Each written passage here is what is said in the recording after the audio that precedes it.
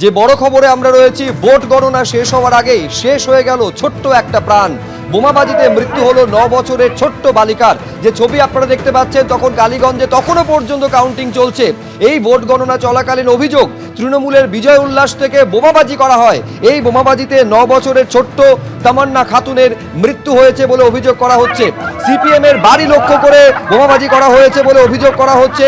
তৃণমূল কংগ্রেসের জমায়েত থেকে এই বোমা ছোড়া হয়েছে বলে অভিযোগ, আর তাতেই চতুর্থ শ্রেণীর 9 বছরের বালিকার মৃত্যু।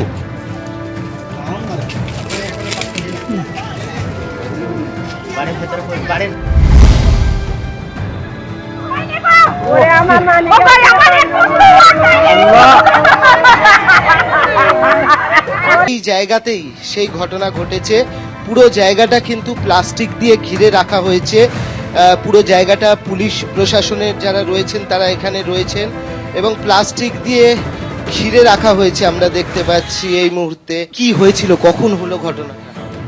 কখন ওই দুপুর বেলাতে আমি গা ধুইতে যাচ্ছিলাম, আমি গা এই পর্যন্ত এসেছি, ওই মানুষগুলা দাঁড়িয়ে আছে ওই পর্যন্ত এসেছে, ওই পর্যন্ত আমার হাত ধরে আছে আমার ছেলে, ওইখানে দম করে ওইখানে সব এসেছে। আমি মনে করছি এমনি মানুষ আসছে, মারামারি হয়েছে কি হয়েছে আমি ওসব কিছু জানি না।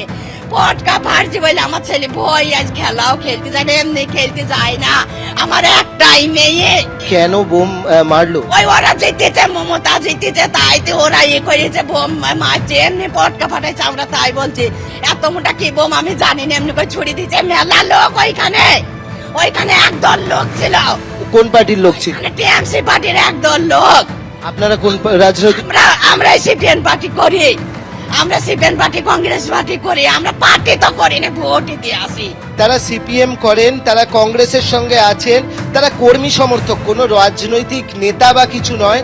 কিন্তু এখানে এসে উদ্দেশ্য প্রণোদিতভাবে বোমা মারা হয়। এখনো আমরা দেখতে পাচ্ছি এখানে রক্ত ছড়িয়ে রয়েছে এবং যেটা পুলিশ প্রশাসনের পক্ষ থেকে বলা হচ্ছে যে তারা দেখছেন যে এখানে পুরনো গন্ডগোল হয়েছে, আগে ওসিও আহত হয়েছেন, সেই বিষয়ে কিছু আছে কিনা সেটা তারা দেখছেন। এখনো রাজনৈতিক বিষয় তারা পাননি। কিন্তু তার মা, যিনি মারা গেছেন, তার মা কিন্তু স্পষ্ট বলছেন একদম এখানে উদ্দেশ্য প্রণোদিতভাবে ঢোকা হয়েছিল। এই প্রশ্নটা বারবার করে উঠে আসছে। আইন শৃঙ্খলার পরিস্থিতি, একটা বাচ্চা মেয়ে, তার বাড়িতে আজকের দিনে এসে এরকম ভাবে একটা বোমা মারা হলো এবং তার মৃত্যু অবধি ঘটে গেল। তো সেই জায়গা থেকে কি মানে যদি আগে পুলিশ প্রশাসনের কথা অনুযায়ী এখানে আগে ওসি মার খেয়ে থাকেন, এর আগে ওসির ওপর যদি গন্ডগোল হয়ে থাকে, তাহলে সেখানে কেন আজকের দিনে, সেটা তো সেন্সিটিভ হওয়ার কথা, তাহলে আজকের দিনে সেখানে কেন নজরদারি করা হলো না যখন দেখা গেল যে সেরকম বোমা মারা হলো? এবং উৎসবের বোমা না উদ্দেশ্য প্রণোদিত বোমা, সেটা নিয়ে প্রশ্ন উঠছে। কারণ উৎসবের বোমা হলে তিনি বলছেন কোনো উৎসবের বোমা নয় এবং সেই বোমা পটকাও নয়।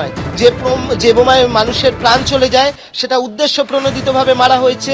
তারা নির্দিষ্ট রাজনৈতিক দলের কর্মী সমর্থক, নেতাও নন, সেই জন্য করা হয়েছে এবং এটা করেছে তৃণমূল কংগ্রেসের লোকজনই করেছে। এই ঘটনায় এখনো অবধি একজনকে গ্রেপ্তার করা হয়েছে। তুমি দেখতে পাচ্ছ এলাকায় শোকের ছায়া এবং এই ঘটনাস্থল কিন্তু পুরোপুরি ঘিরে রাখা হয়েছে।